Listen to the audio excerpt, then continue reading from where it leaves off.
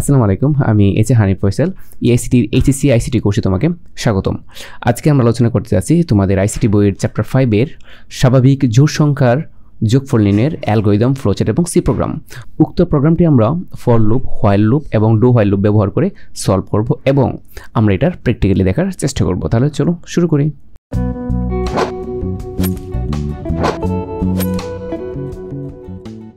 প্রথমত আমরা দেখব ফ্লোচার্ট।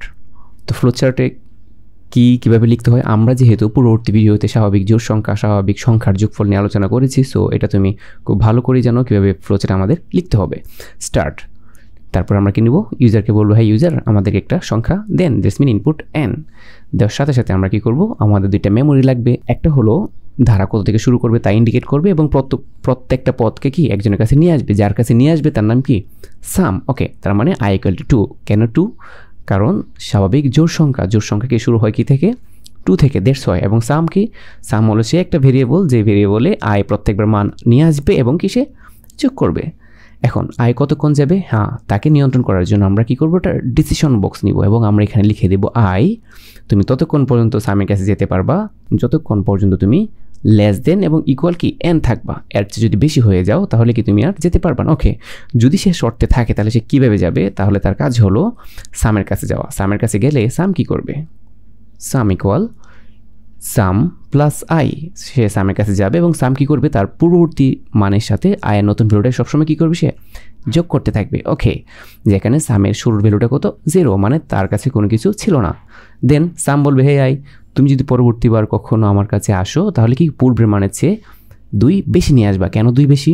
কারণটা হলো স্বাভাবিক জোড় সংখ্যার প্রত্যেকটি পদের সাথে প্রত্যেকটি পদের ব্যবধান কত, 2, দ্যাটস হয়।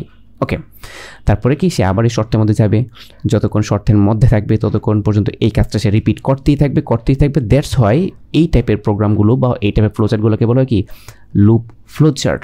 ওকে, দেন যদি কখনো এই শর্তের বাইরে যায়, অর্থাৎ i এর মান যদি n এর চেয়ে বেশি হয়ে যায়, তাহলে কি হবে, সরাসরি আমরা তাকে বলবো হেই সাম তোমার ভেতরে যে মানটা আছে সেটা প্রিন্ট করে দাও এবং তোমার ফ্লোচার্ট শেষ, দ্যাটস মিন স্টপ।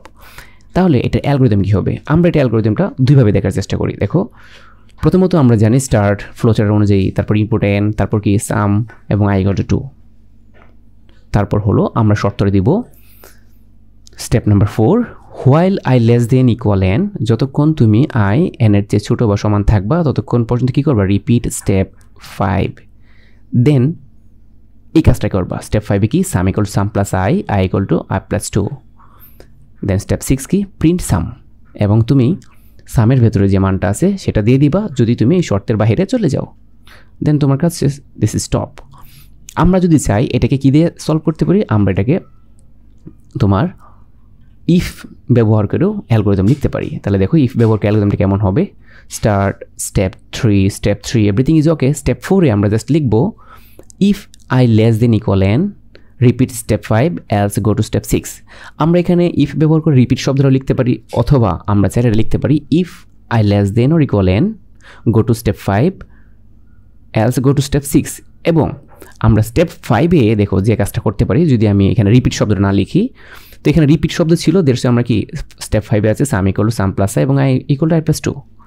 যদি তুমি রিপিট শব্দটা না লিখতা তাহলে তোমাকে যে কাজটা করতে হতো, এখানে স্টেপ 5 লিখতে হইতো কি গো টু স্টেপ 4।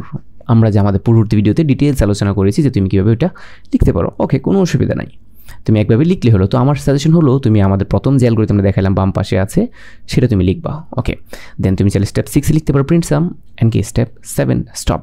কেন আমি দুইবার দেখাচ্ছি, এটা কারণটা হলো তুমি যদি চাও এইভাবে লিখতে পারো, চাইলে এইভাবে লিখতে পারো, কোনো অসুবিধা নাই। অ্যালগরিদমে আহামরি তোমার কোথাও কোনো সমস্যা হবে না, সমস্যাটা হবে সি প্রোগ্রামে। ওকে, এখন এই প্রোগ্রামটা যদি আমরা ফর, হোয়াইল এবং ডু হোয়াইলে সলভ করতে চাই তাহলে কেমন হবে, আমরা প্রথমত সলভ করব ফর লুপ ব্যবহার করে।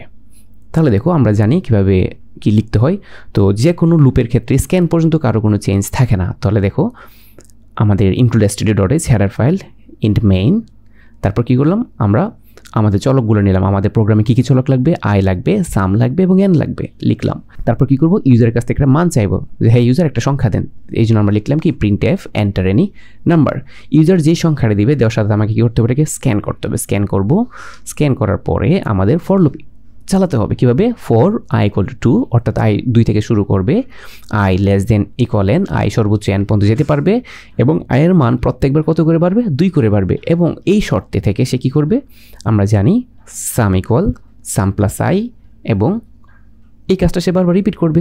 যদি সে শর্ত না মানে তাহলে কি আমরা বলবো প্রিন্ট f%d sum, সামের ভেতরে যে মানটা ছিল সেটা আমাকে প্রদর্শন করে দাও, দেন রিটার্ন 0, তোমার কাজ শেষ।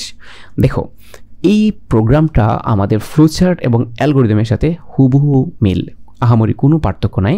তবে লুপের ক্ষেত্রে যে 3টা কি পয়েন্ট থাকে, শুরু থাকে, শর্ত থাকে, বৃদ্ধি থাকে, তা কি সকল প্রকার স্টেটমেন্ট লুপ করো, হোয়াইল করো বা ডু হোয়াইল করো কি অবশ্যই তোমাকে দেখাইতে হবে, আদারওয়াইজ কখনোই লুপ চলবে না। এখন দেখো সেম প্রোগ্রাম যদি আমরা হোয়াইল লুপ ব্যবহার করে সলভ করতেছি তাহলে কি করব, ফর লুপে যা যা ছিল স্ক্যান পর্যন্ত সব কিছুই ঠিকঠাক থাকবে। দেখো স্ক্যান পর্যন্ত এভরিথিং ইজ ওকে। দেন ফরের যে শুরুটা ছিল তা আমাকে আগে লিখতে হবে, কারণ হোয়াইল লুপে শুরুটা কি লেখার সুযোগ ভেতরে নেই। তারপর আমরা কি লিখলাম, i = 2 এবং হোয়াইল i তুমি 2 থেকে শুরু করো এবং যতক্ষণ তুমি হোয়াইল মানে যতক্ষণ পর্যন্ত তুমি n এর চেয়ে ছোটো বা সমান থাকবা ততক্ষণ পর্যন্ত তুমি কি করবা, এই কাজটা করো, sum প্লাস i। এবং দেখো ফরের ক্ষেত্রে যে i = i+2 ছিল, আমাকে এটা তখন এইখানে লিখতে হবে, যেখানে আমি লিখে দিলাম, এই দেখো i = i+2, এবং এই কাজটা তুমি রিপিট করতেই থাকবা শর্তের ভেতরে যতক্ষণ থাকবা। যখন তুমি শর্তকে ক্রস করবা তখন তোমার কাজ হলো printf %d sum, দেন আমার প্রোগ্রাম শেষ, রিটার্ন 0, ক্লোজড। এই ছিল ফর এবং হোয়াইলের মধ্যে পার্থক্য প্রোগ্রাম লেখার। সেম প্রোগ্রামটা যদি তুমি ডু হোয়াইলে লিখতে চাও, দেখো কি হবে, স্ক্যান পর্যন্ত নো চেঞ্জ নিবা, তারপর ভেরিয়েবল, তারপর printf, তারপর scanf, তারপর কি শুরু। এখন এই হোয়াইলের জায়গায় আমরা কি লিখবো, ডো। তারপর দেখো হোয়াইলের সাথে ডো হোয়াইলের পার্থক্য কিন্তু কোনো কিছুই না, আহামরি কোনো কিছুই না। হোয়াইলের জায়গায় ডো লিখে দিব এবং হোয়াইলটাকে নিচে লিখে দিব, আর কোনো পার্থক্য নেই। দেখো আমরা সেম কাজটা করলাম, সেম, এবং নিচে কি হোয়াইল লিখে দিলাম, সেমিকোলনটা দিয়ে দিলাম, তোমার printf করবা, তারপর রিটার্ন করবা, ইজ ওকে। এই ছিল ফর, হোয়াইল এবং ডো হোয়াইল ব্যবহার করে স্বাভাবিক জোড় সংখ্যার যোগফল নির্ণয়ের অ্যালগরিদম, ফ্লোচার্ট এবং সি প্রোগ্রাম। আমরা আমাদের পূর্বের প্রোগ্রামটা এখানে কপি করে পেস্ট করলাম। এখন এটা যদি রান করে দেখাচ্ছি কি এন্টার এনি নাম্বার। এখন ধরো যে আমি স্বাভাবিক জোড় সংখ্যার যোগফল নির্ণয় করতে চাচ্ছি 2 থেকে 100 পর্যন্ত, তাহলে আমি লিখলাম কি লাস্ট পদ কত 100, দেওয়ার পরে এন্টার দেওয়ার পরে সে দেখাচ্ছে কত 2550। এখন আমরা সেম প্রোগ্রামটা হোয়াইল এবং ডো হোয়াইল দেখার চেষ্টা করি যে এটা সত্য নাকি মিথ্যা। ওকে, আমরা আমাদের পূর্বের ডো হোয়াইল লুপটা এখানে পেস্ট করলাম। দেখো এখন কি দাঁড়াচ্ছে, যদি এটাকে রান করি তাহলে দেখাচ্ছে এন্টার এনি নাম্বার। ধরো যে আমরা সেম সংখ্যা দিচ্ছি, সংখ্যাটা কত 100, তাহলে কি সে অ্যান্সার দিচ্ছে, 2550, অর্থাৎ ফর লুপে যা অ্যান্সার দিয়েছিল ডো হোয়াইলে কি সেম অ্যান্সার দিচ্ছে। দেখো তাহলে ফর লুপ ব্যবহার করে যা অ্যান্সার দিয়েছিল ডো হোয়াইল ব্যবহার করে আমরা সেম অ্যান্সার পাচ্ছি, তার মানে এই প্রোগ্রামটা হোয়াইল লুপের জন্য কি সত্য। তাহলে আমরা হোয়াইল লুপ লিখলাম না, তার মানে আমাদের প্রোগ্রামটি ফর, হোয়াইল এবং ডো হোয়াইল লুপের জন্য কি সত্য। সো দেখা হচ্ছে নেক্সট কোন ভিডিওতে, সেই পর্যন্ত ভালো থাকো, সুস্থ থাকো, আল্লাহ হাফেজ।